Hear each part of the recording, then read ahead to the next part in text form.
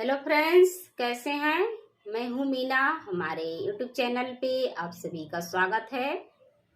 आज मैं तीज का बहुत ही प्यारा गीत सुनाने जा रही हूं। वीडियो पूरा देखिएगा।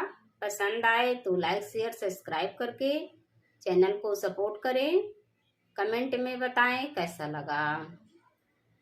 निर्जल उपवास कैनी बानी निराहार हो। निर्जल उपवास कैनी बानी निराहार हो।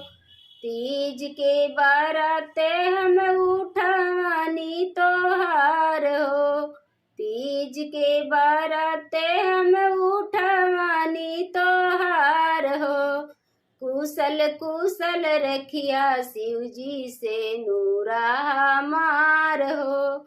रखिया सलामत शिव जी से नूरा हमार हो। जैसे देवेला शिव जी गौरा की प्यार हो। ओइसे ही माने हमके पियावा हमार हो। जैसे देवेला शिव जी गौरा की प्यार हो। ओइसे ही माने हमके पियावा हमार हो। आरती देखावे नी थारी में दिया बारी हो।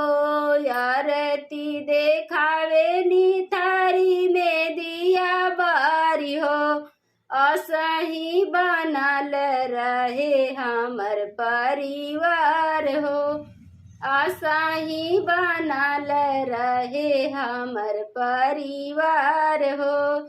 अरे कुशल कुशल रखिया शिव जी से नूरा हमार हो। रखिया सलामत शिव जी से नूरा हमार हो। पियावा हमार बसे हमरा धड़कन में। हमर संसार बाटे उनके चरण में। पियावा हमार बसे हमरा धड़कन में। हमर संसार बाटे उनके चरण में।